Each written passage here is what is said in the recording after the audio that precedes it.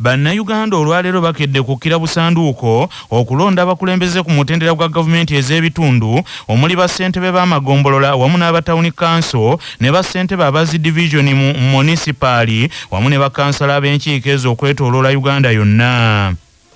Okusinziira ku mwogerezi w'akakiiko akavunaanyizibwa ku by'okulonda Julius Mucunguzi, bakansala abakiika ku magombolola era nabo bagenda kulondebwa lwaleero era abalonzi abasabye entegeka eno baleme kugitunulira kizimuzimu omugole kyatunuulira ettooke etto.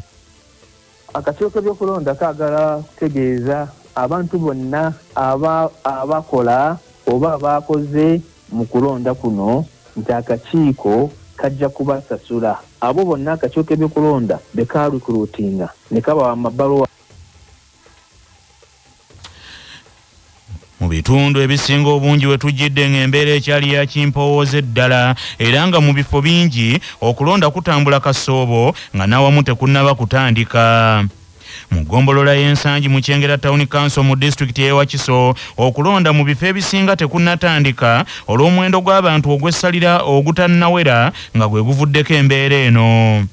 Munnamawulire waffe omusambaganyi Lubega Mudashiru Kyewalyanga ali Kyengera n'ebisingawo. CBS FM weteketekedde amawulire gano nga okulonda mu bifo ebisinga obungi mu Kyengera Town Council tekunnaba kutandika wabula ebikozesebwa mu kulonda byatuuse mu budde era nga n'obuguwa obusibwa babusibye dda. Entebe ze batuulako abalondesa weeziri era abamu beetuulidde abalinze abantu bajje basobole okutandika okulondesa. Jjukira nti omuwendo ogw'essalira agw'abantu 10 abakkirizibwa okubeera ku polling station okulonda ne kubanga kutandika kyokka. CBS FM bifo ebimu byeyisemu abantu ab'essalira bano babadde tebannaba na kuwera 10 okulonda kusobole okugenda mu maaso. Ekyenjawulo kye tulabye ku zimu ku polling stations ze tuyiseeko mu Kyengera Town Council nti ate ezimu ku box ezakozesebwa mu kulonda wa president era ze zimu kuzikomezeddwawo era nga ziriko n'ekigambo president, naye abamu ku by'ebyokulonda betwogeddeko nabo batubuulidde nti balagirira abantu engeri gye balina okukozesaamu boxi zino nga basuulamu obululu bwabwe. Olunaku olwaleero eggwanga lyonna okwetoloola eggwanga disitulikiti 46 bagenda kuba balonda abakulembeze baabwe ku mutendera ogw'eggombolola era nga akakiiko k'ebyokulonda kagambye nti okulonda kuno kugenda kubeera mu bifo ebisukka mu 12 ate nga bannayuganda abasukka mu bukadde 21 abeewandiisa okulonda be bagenda okuba nga bakwetabamu. Muzimu ku polling stations ez'enjawulo za CBS FM zeeyiseemu mu bitundu bino eby'Ekyengera okuli Namagoma Umeya, okuli Nakitokolo, okuli Kitemu, okuli Namagoma B, okuli Nsangi, okuli Kisozi, okuli Kivu, okuli Sumba, okuli Kisozi A ne Kisozi B okulonda kubadde tekunnaba kutandika bulungi. Abamu ku bantu betwogeddeko nabo abazze okulonda abakulembeze baabwe ku mutendera ogw'eggombolola balina bye batubuulidde. Erinnya nze Kivuga Paulo, kansala w'Nakitokolo ate kati agala okubeera kansala wa Kisozi West. Nze nga mu kulaba okwange ebikola byatuuse dda n'abantu tebajjumbidde, abantu bakyali ba muswaba, bakyali batonotono. Wano mu kulonda Kyasankwe Namagoma kozesebwa byatuuse dda era tuludde okulonda. Abantu bakyajja kasoobo ensonga lwaki tuluddewo okulonda naye nga bo bajja kugira tuludde okulonda. Ku lwakinana mu 8 akatonyeze 8 radio ya Ssaabasajja Kabaka, nze Lubega Mudashiru Kyewalyanga wano mu ggombolola y'ensangi mu Kyengera Town Council. Ate era embeera ekyalinzikakkamu mu bifo ebironderwamu mu ggombolola y'e Nabweru n'Eggombe mu disitulikiti y'e Wakiso era we tuteekeddeteekedde amawulire gano nga naye okulonda tekunnatandika. Omusasi waffe Musisi John gyali. Kulonda okulunaku olwaleero okw'amagombolola g'enjawulo n'ezi Town Council mu bitundu by'eggwanga ebitali bimu tekwawukanidde ddala n'okulonda okw'emirundi ebiri ku mutendero gwa gavumenti ez'ebitundu okwakakomekkerezebwa era abantu n'okulundi guno tebajjumbidde ddala. CBS FM etalaaza eggombolola ez'enjawulo munisipaali y'e Nansana okuli eggombolola y'e Nabweru, eggombolola y'e Gombe era eno abalonzi bakyali batono ddala ng'ebifo byonna ebironderwamu abavunaanyizibwa mu kulondesa baatuuse dda bo baakedde nga bulijjo ba agenti weebali naye abantu 10 abessalira abalina okubeerawo ng'abajulizi ng'okulonda kuno kutandika bakyabuze. Embeera yo nzikakkamu ddala oyinza n'okulowooza nti abantu abamu ebyokulonda bino tebabitegeera bulungi kubanga emirimu gitambulira ddala bulungi, amaduuka maggule, ebyentambula bitambulira ddala, akalipagano k'ebidduka ku nguudo kangi nnyo naye ng'ate mu bifo ebironderwamu abalonzi bo tebannalinnyayo. CBS FM yakwongera okutalaga eggombolola ez'enjawulo wano mu bitundu by'eggwanga ebitali bimu okutuusaako embeera nga bweri. Ku lwa 88 CBS FM radio Lwasa Mayinja munnanda gwe Musisi John ndi wano ku ggombolola y'e Nabweru.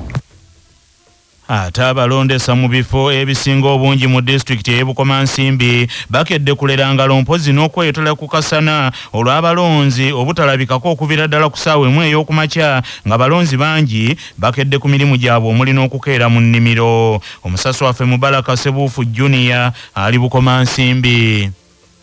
Ebifo ebimu CBS FM weetuuse obuguwa obusibiddwa okulaga ekifo ewalonderwa bwe buyinza okumanyisa nti waliwo okulonda nga naye embeera yo teraga nti kulonda okufaananako n'okulonda kw'obwa ssentebe bwa disitulikiti okwakasembayo ne ku mulundi guno okulonda kuno okw'abassentebe b'amagombolola ne bakkansala baabwe abantu 10 abasooka okukakasa ebikozesebwa mu kulonda mu bifo bingi babadde tebannawera kulonda kutandika wabula okwawukanako n'ennaku nga 3 eziyise ng'enkuba ekeera kufudemba naye Bukomansimbi akasana kakedde kwememula era abalondesa bangi balabiddwako nga bayota kasana nga kyokka kiteeberezebwa okuba nti b'abalonzi bakedde mu nnimiro zaabwe. Bukomansimbi egenda kulonda bassentebe b'amagombolola 9 ne bakkansala baabwe nga naye omuwendo gw'abalonzi gwo gusuubirwa okubeera omutono ddala. Ebifo ebisinga eby'abassentebe b'amagombolola ekibiina kya NRM n'ekya NUP bye bisingako abavuganya nga naye n'abatalina bibiina bangi nnyo beewandiisa mu ngeri y'emu. Ate ku mulundi guno mu kulonda mu disitulikiti y'Emityana kulabise okutambula akasoobo olw'omuwendo gw'abalonzi ogukyali ogw'omunyoto yadde nga akakiiko ak'ebyokulonda ebikozesebwa kabituusizaayo mu budde. Omusasi waffe James Kaana Sebuguzi ali Mityana. Nga bwe gwali mu kulonda okuyise ne ku mulundi guno akakiiko ak'ebyokulonda omulimu gwako gw'okutuusa ebikozesebwa mu kulonda mu bifo ewalonderwa kagukoze mu budde. Kyokka era okulonda kulabise okubanga kwakukeerewa lwa muwendo gw'abalonzi ogukyali ogw'omuswaba ddala. Tutuuseeko mu bifo ebironderwamu ebiwerako nga ebimu biri mu municipal y'Emityana n'ebirala mu constituency y'e Busujju, kyokka embeera yonna tusanze teyawukana.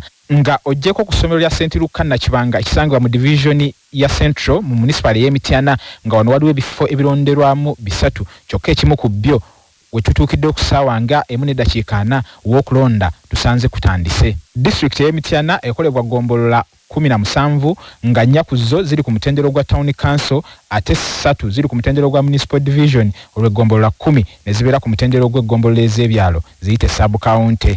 Mu bifo bino byonna 17 wali abavuganya ekitegeeza butereevu nti okulonda yonna kwakubeerayo.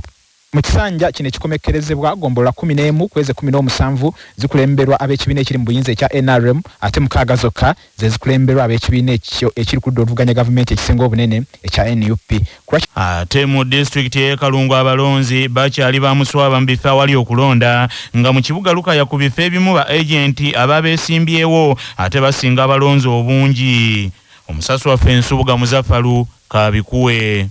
District y'e Kalungu erina polling station 248 ate nga kyo ekibuga ekyerukaya ebifo we bagenda okulondera olunaku olwaleero 235 era weziweredde essaawa 2 nga polling station ezisinga obungi mu kitundu kino ekyerukaya.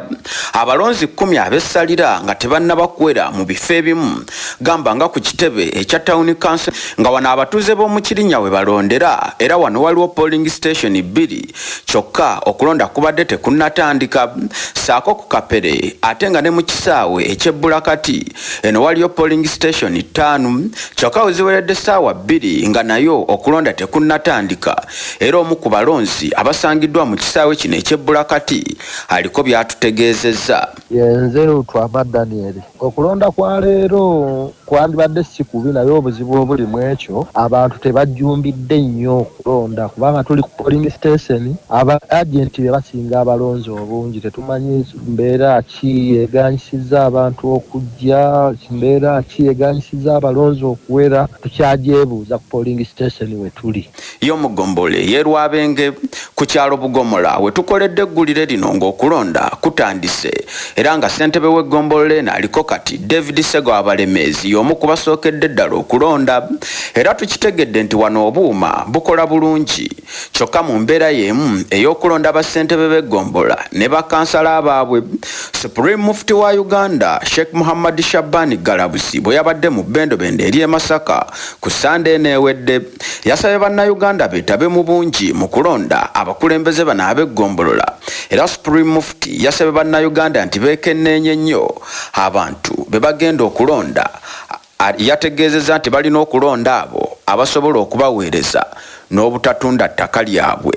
Abantu abo bali wansi kulabo bebamanyi ettaka lyammwe bebamanyi ebibanja byammwe bebamanyi noweeri n'ekyemukigayaayirira ate mulonde omuntu mulabanga ddala ayimiridde mujja kuona omuntu nga buli yajja ku ttaka kukuba ku kibanja assaako busa mukono naye omuntu ajja ku kyalo kino neyegatta n'ogombola n'ekyamanu w'ekyalo nga yakuze ekyalo balina kuba ku kyalo balegewa ekyo kyebamulonda beere beegendereza. Ku lwa CBS